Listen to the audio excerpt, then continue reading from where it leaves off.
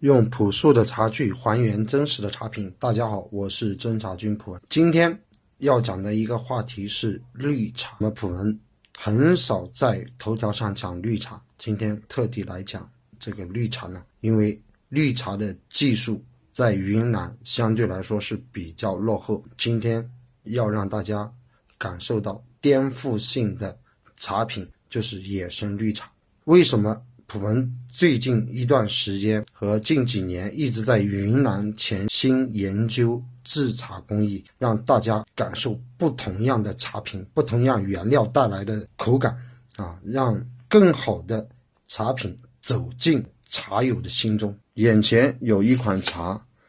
大家看这个条形有绿色，有灰绿色，有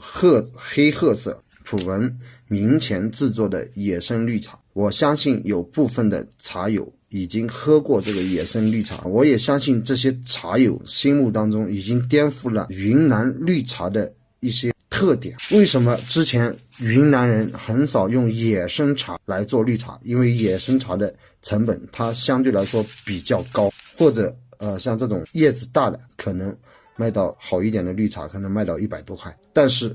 我觉得云南的原料可以出很好的绿茶，尤其这些野生的原料确实能出现很好的绿茶。很多人不知道云南临沧整个地域，我们一年光制作的野生红茶，用野生原料制作的野生红茶可以到几百吨。这个地域的资源它相当丰富，尤其是野生茶的资源相当丰富。像斑马大雪山蒙库的斑马大雪山有近10万亩的野生茶林包括永德大雪山，包括凤庆这边雪山，包括平和，包括苍宁这一带，像古树的这些单株类的2个人围不过的茶树有几万棵。好，今天为什么要来讲这一款野生的绿茶呢？普文想颠覆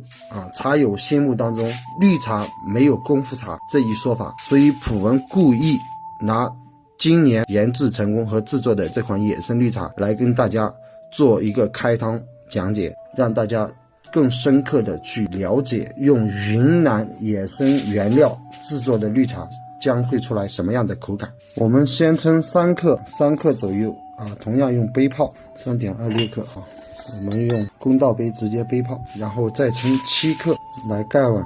开汤 7.28 克。我们先来开汤公道杯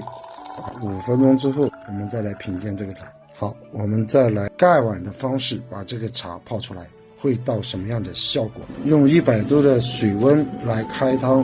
盖碗泡，我们来体会一下这个绿茶能不能用功夫茶的形式表现出来。一冲下去，一股豆香就扑鼻而来，但是这是由于大叶子它会有一点点碎茶，豆香它非常浓郁我们来这个杯香甜，豆香加甜香。好，我们再来泡喝的第一泡，快速煮汤，汤水略微带有一点点黄色，但是大叶子它有略微的一些细叶子。大家看一下，汤色非常清澈，闻起来就豆香非常浓郁。它的豆香和清香和甜香，它跟加茶的原料它是完全不同的。普文可以直接告诉大家，这个野生茶的甜度远远高于加茶，入口的清香和甜度它是非常高，没有苦涩度，这个是野生茶的特别能展现出来的优点。同样鲜爽，水路很细很细香甜柔润，喝完之后不会让你喉咙难受，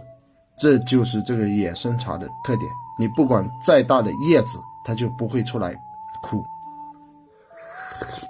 而且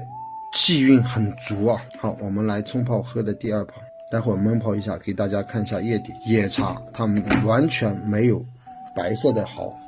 没有好，汤色淡淡的略微有一点点绿色，而且非常清澈我们来看一下这个杯泡的野生绿茶，大家看一下非常清澈，汤色非常非常的优美，而且这种豆香和直接能闻到那种甜甜的香味。我们杯泡5分钟之后再来试那个茶苦还是不苦，涩不涩，直接颠覆你对绿茶的一个想象。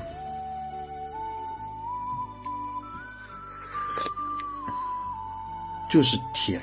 入口就是甜，无苦鲜爽，这种甜度是佳茶不具备的。所以普洱在制作的过程当中会去寻找好的原料来做好的绿茶，而且你喝完之后回甜，嘴里一直是甜的，而且耐泡度非常高。盖碗泡的话20泡绝对没有问题，用杯泡的话4到5泡绝对没有问题。这就是明前的一个野生绿茶，叶底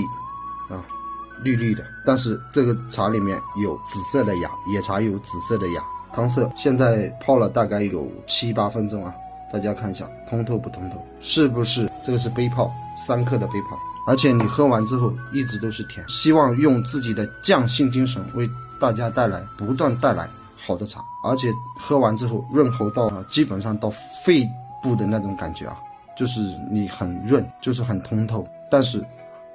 所有的绿茶都含有一些略微的涩底，这是正常的。盖碗焖泡3分钟，让大家看一下这个茶的叶底和出来的汤色。3分钟时间到了，我们出汤看一下它的汤色会变怎么样，略微有些金黄，汤色金黄，但闻起来这个豆香就更加浓郁啊，嘴里的豆香依然非常浓郁，不出苦，略微有一点点涩味的。好，我们再来看一下叶底，绿吗？非常绿，大家看一下这个叶底，像这个是紫芽，有点紫色的叶底。整体来说这个叶底它是非常绿的。条形因为野生绿茶没有摆好，大家可以看到芽头，这就是野生茶。其实只要你下功夫，会去研究和制作，那必然能出来宇宙不同的茶品。其实普洱在呼吁我们做茶人要专业的去制作，不要只是停留在讲的那个层面。当你专业的去制作茶的时候，你不断的去研究和升级你的工艺的时候，你将成为一个匠心的工人，你将成为一个匠心的茶人，更多的出来匠心的茶品。所以我们要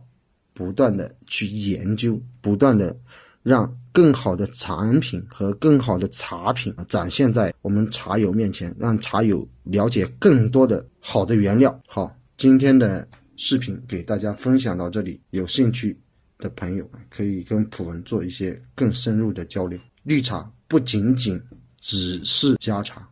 绿茶也可以用野生原料制作，不断的把更好的茶品奉献给大家。谢谢大家，我们下一期节目见。